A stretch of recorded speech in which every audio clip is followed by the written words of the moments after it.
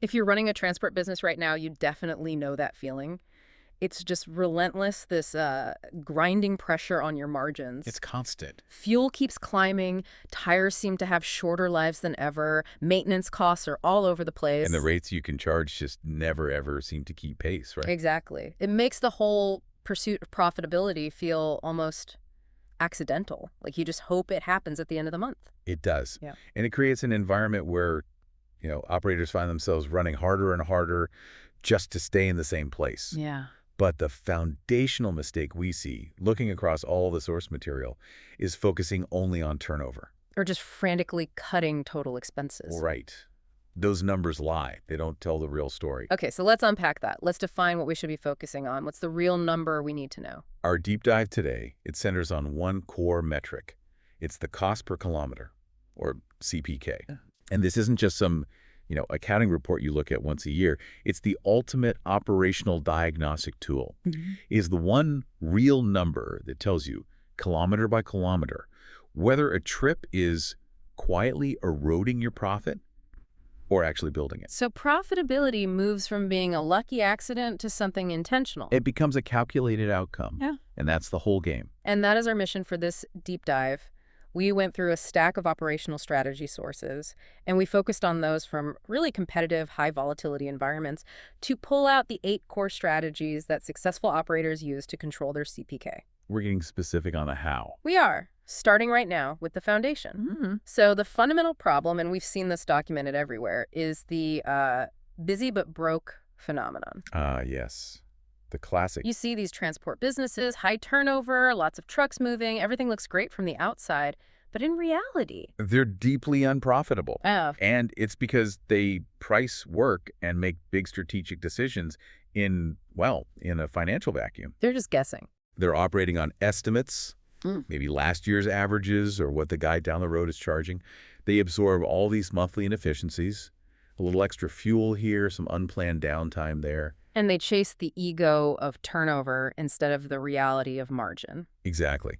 And our sources, especially the ones focused on tough markets like South Africa, they stress this. Not knowing your true CPK means you are negotiating blind. And if you're blind in a race, you're going to crash. Sooner or later. Okay, so if the foundation is faulty, the whole thing just collapses. Which brings us to strategy number 1. It has to be radical transparency, right? Precisely. Strategy 1 is an absolute commitment to accurate, honest numbers. Yeah. This is just non-negotiable. You can't use last year's average. You need current real-time data. Constantly updated. For inflation, for market changes, all of it. The real failure point, is usually an incomplete CPK calculation. Okay, walk us through that. What does a truly comprehensive CPK calculation have to include? It sounds like operators often forget those silent margin killers. Oh, they absolutely do. The easy parts are fuel, tires, maintenance, and driver wages. Right. And that's including every single allowance, every hour of overtime. But the comprehensive, the honest calculation must also include insurance, licenses, financing, or lease costs. And here's the kicker. What's a techer? Overheads allocated per truck. Overheads. Okay, that's where the hidden danger always is, isn't it? Because they don't seem like they belong to one specific truck. Exactly. And what's fascinating here is how the sources classify these indirect expenses.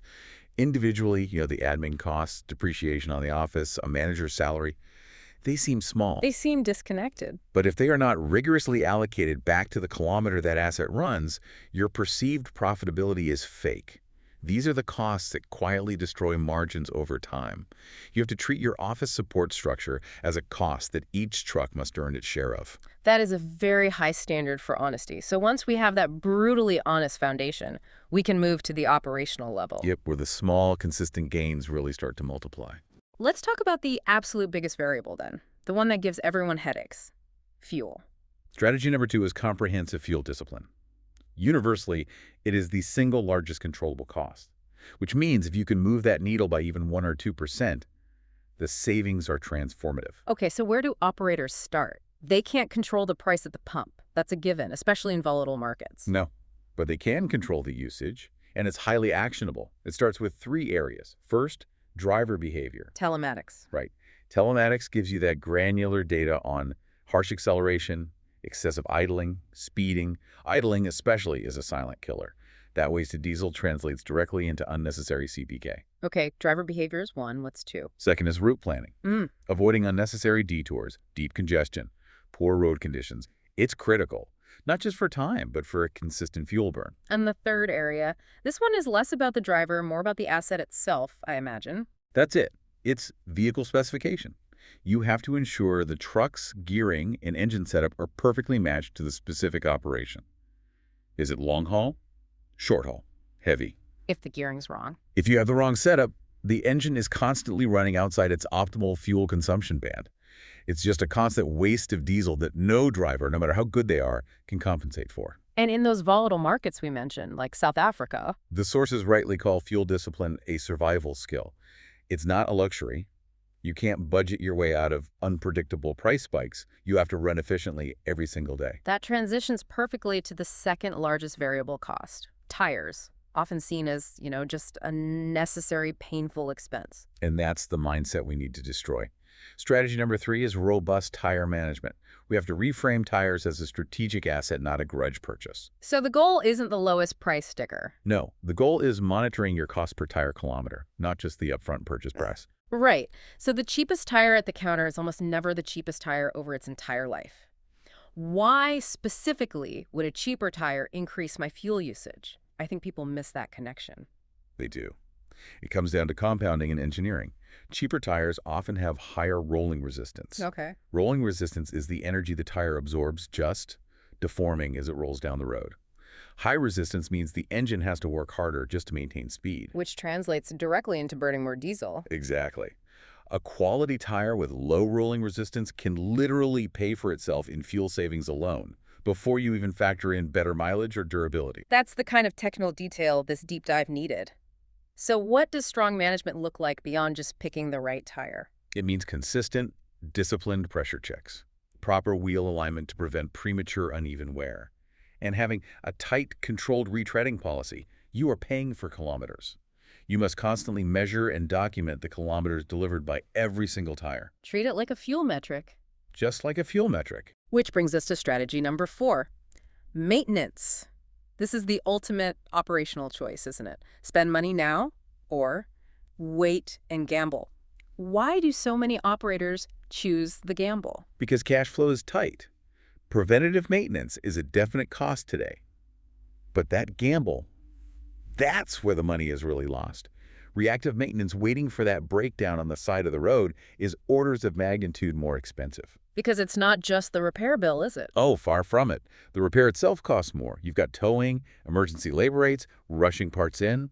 But crucially, the truck is down. So penalties, contract failures. Unhappy customers. And all of that downtime just inflates your CPK because your fixed costs are suddenly spread across 0 kilometers for that day. A disciplined preventative maintenance schedule is an investment. It's not an expense. You're investing in consistency. In consistency, which protects your margin and, just as important, protects the asset's resale value. We've covered the 4 pillars of the cost foundation. Now let's pivot to the strategic side of the business. This moves beyond the workshop and into fleet planning. Strategy number 5, asset utilization. This is a tricky one. It's a paradox in trucking. A truck that's standing still is still costing you money. Right, the fixed costs don't stop. Finance payments, insurance, your allocated overheads, they keep ticking over. So if a truck only runs 10,000 kilometers in a month instead of its optimal 16,000, those fixed costs are spread across fewer units and your CPK just spikes. I can see how underutilization kills profitability, but can you run a truck too hard? Absolutely.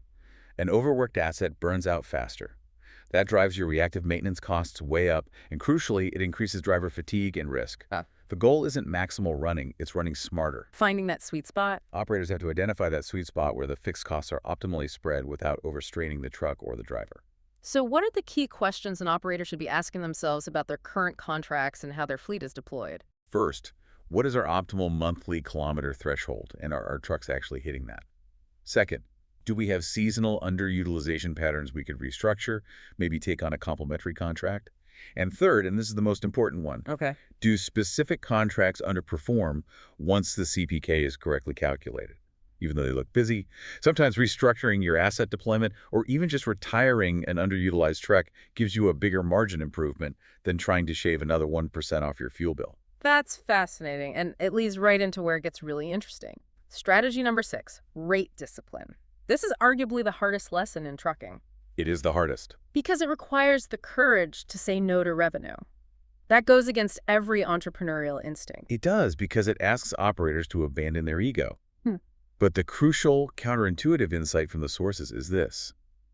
Some work makes you poorer every single day you do it. Say that again? Some work makes you poor every day you do it.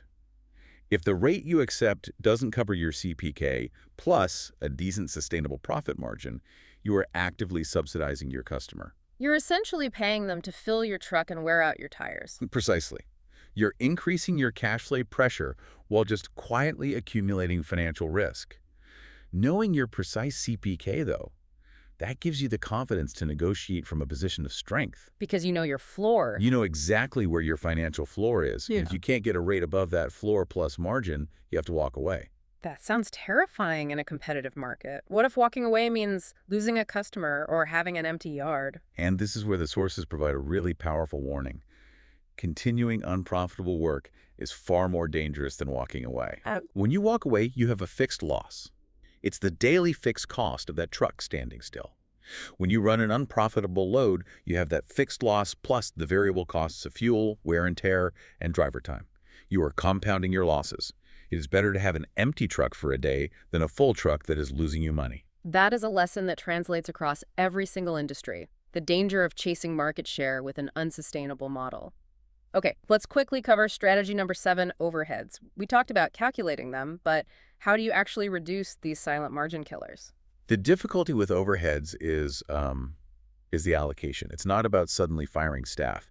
It's about making the entire support structure more efficient per truck. So what do strong operators do? They meticulously review admin costs allocated per truck, their insurance structures, financing terms, workshop efficiency. How does an operator properly calculate, say, the cost of admin staff that supports the fleet and attribute that to a specific truck's CPK? That seems really difficult. It requires going beyond simple ratios. You need to move towards something like activity-based costing. So you identify the cost pool, let's say the monthly admin salary budget, and then you allocate that cost based on the activity driven by each asset. So the truck that needs more paperwork? The truck that generates the most invoices or requires the most safety compliance paperwork carries a higher administrative overhead burden. This kind of deep analysis reveals which trucks or which contracts are disproportionately expensive to support.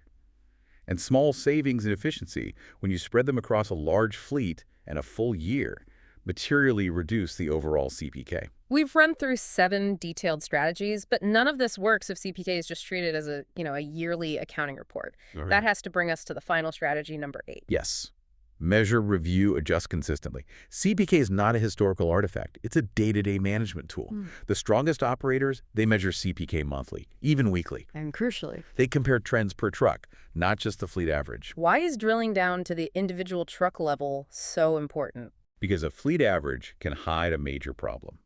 If truck A is running profitably, but truck B is destroying margins, maybe because of an undiagnosed mechanical issue or a specific driver's behavior, the average smooths that problem out until it becomes a crisis. You don't see it coming. Strong operators investigate variances early. Why did this truck's CPK jump by 3 cents this month? And they adjust before small problems escalate into major failures. CPK should ultimately guide every major decision you make. From pricing contracts to deciding which assets to purchase and when to replace them. Exactly. So what does this disciplined approach ultimately deliver? It sounds like intense managerial scrutiny. What is the ultimate benefit, the confidence dividend for the operator? The benefit is its unparalleled stability and confidence. When you truly understand your CTK, decision-making becomes immediate. It becomes clear. Your negotiations get stronger? They get stronger because you know exactly where your floor is, and you can defend your pricing with actual data. And honestly, the stress level just reduces. Profitability moves from that accidental result we mentioned at the start To an intentional, engineered outcome. which is the only way to support long-term sustainability in this extremely tough industry. This entire deep dive has been about protecting those thin margins by shifting the focus from gross revenue to discipline-informed CPK control. And if we connect this back to the core lesson on rate discipline, there's one powerful thought I want to leave with you, the listener, to ponder. Okay. We discussed that continuing unprofitable work is far more dangerous than walking away. For you to consider, across any industry, how many businesses are prioritizing the ego of high turnover, the sheer number of transactions over true solvency, simply because they lack the structured financial insight to calculate and trust their true cost per unit? A truly profitable question to end on, demanding both operational discipline and entrepreneurial courage. Thank you for joining us for this deep dive into the kilometer trap. We hope these strategies help you move your profitability from accidental to absolutely intentional. Until next time.